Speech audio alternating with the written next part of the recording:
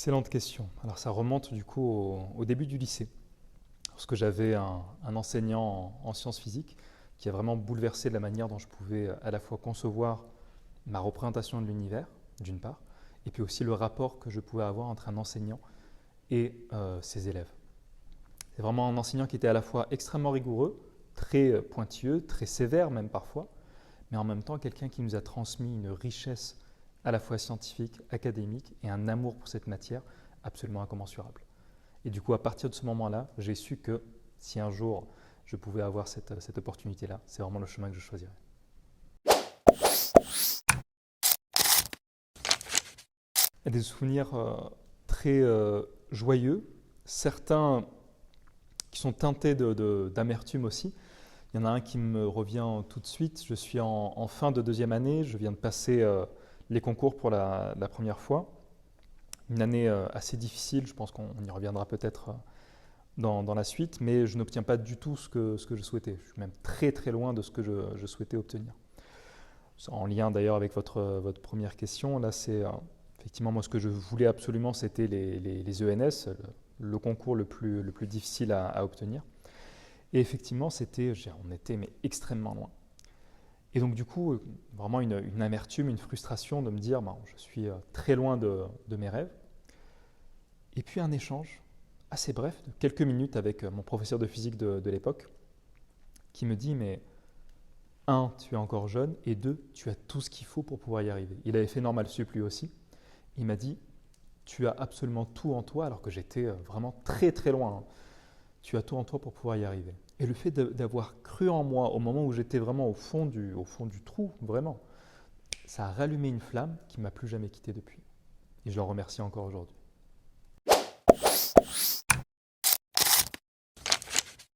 Alors la question, elle est vraiment très intéressante parce que le système prépa aujourd'hui, je trouve que c'est l'un des meilleurs systèmes au monde.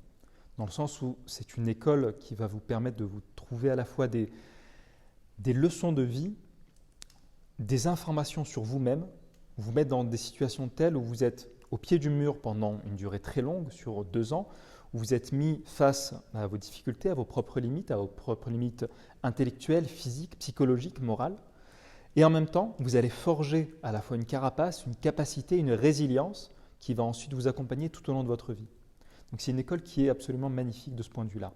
En revanche, il faut absolument qu'on tienne compte du fait que ça brise aussi des individus, ça brise des élèves, et des élèves qui sont potentiellement extrêmement brillants. Mais parce qu'ils ont une faille narcissique, ils ont des soucis sur la manière dont ils ont de s'organiser au quotidien, sur leur hygiène de vie, sur le fait de ne pas penser qu'il s'agit d'un sprint, mais bien d'un marathon. C'est-à-dire qu'on travaille au jour le jour, on ne passe pas des nuits blanches pour réviser un DS, sur plein de petites choses comme ça qui font qu'il y a un échec terrible parfois pour certains qui abandonnent la prépa en cours de route, parfois certains qui ne s'en remettent pas. Et effectivement, un accompagnement, je pense, davantage individualisé, non pas par simplement l'équipe enseignante, mais peut-être par des psychologues qui seraient dédiés à cela, pourrait permettre justement à ces élèves-là de briller réellement. Et donc du coup d'avoir une plus grande proportion des élèves qui entrent en prépa, qui réussiraient un parcours magnifique.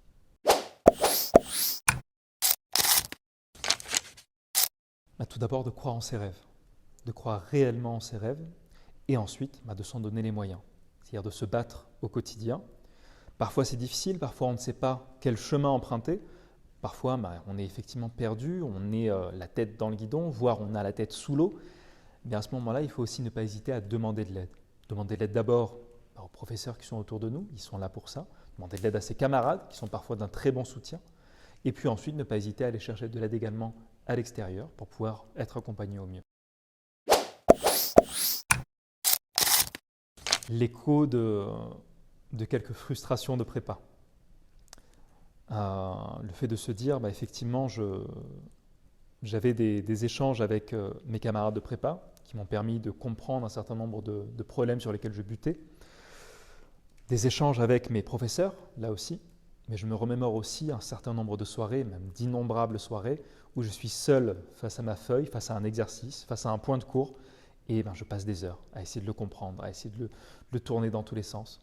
Alors effectivement, ça forge, il est important de pouvoir chercher par soi-même, mais au bout d'un moment, si je pouvais avoir quelqu'un qui pouvait m'aider à passer ce cap-là, ça m'aurait énormément aidé et je sais que ça m'aurait permis de progresser beaucoup plus vite.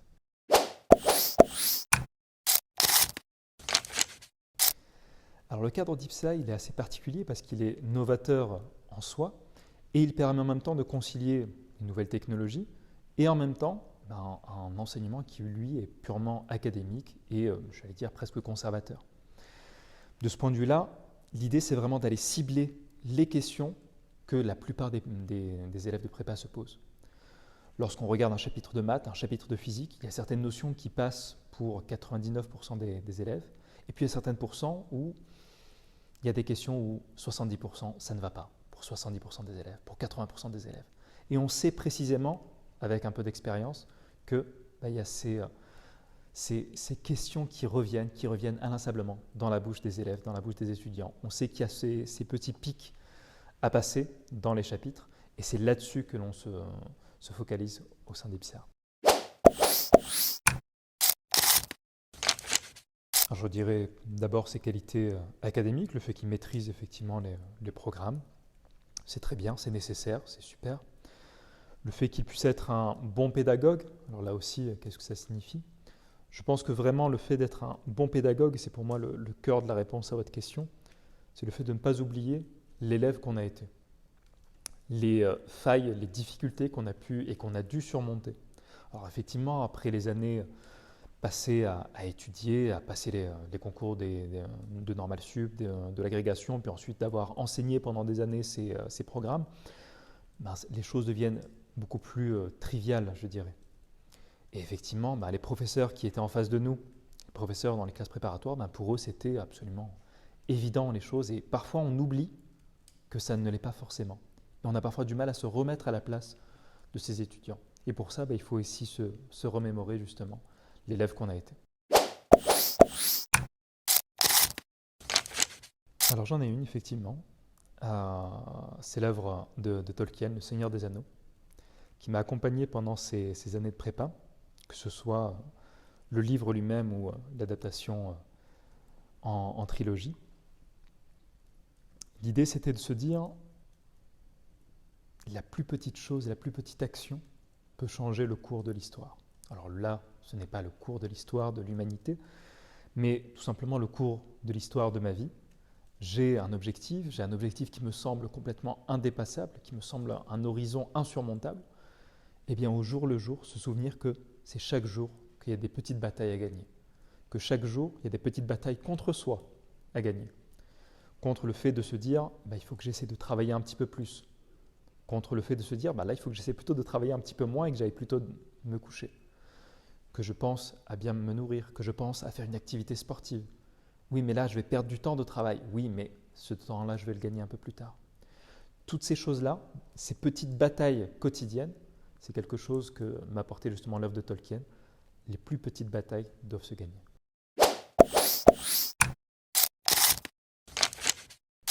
Alors deux choses. Tout d'abord, le plaisir de pouvoir transmettre quelque chose qui me passionne.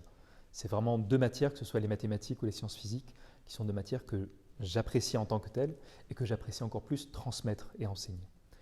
Ça, c'est le premier élément. Le deuxième élément, c'est me dire que je peux peut-être apporter un petit plus pour ces étudiants qui sont parfois en difficulté ou, si ce n'est en difficulté, qui cherchent à approfondir et à mieux comprendre les concepts qu'on leur transmet. De les prendre pour ce qu'elles sont, du coup, ces capsules, à savoir un accompagnement, le murmure d'un grand frère, le murmure d'un professeur extérieur qui vient dans les moments où ils sont en difficulté, sur des points où je sais qu'il va y avoir quelques difficultés pour la plupart d'entre eux, si ce n'est des difficultés, des choses à apprendre et à approfondir et surtout à ne pas passer à côté. Et c'est là-dessus que ces capsules vont pouvoir les aider. Donc vraiment les prendre comme le murmure d'un ami qui est là, qui est passé par là et qui zoome sur les points les plus importants. Il ne s'agit pas de remplacer le cours, ce n'est pas le but de ces capsules, mais c'est vraiment d'être dans une posture où on va vous faire passer l'école de montagne, les parties les plus difficiles. Coupé.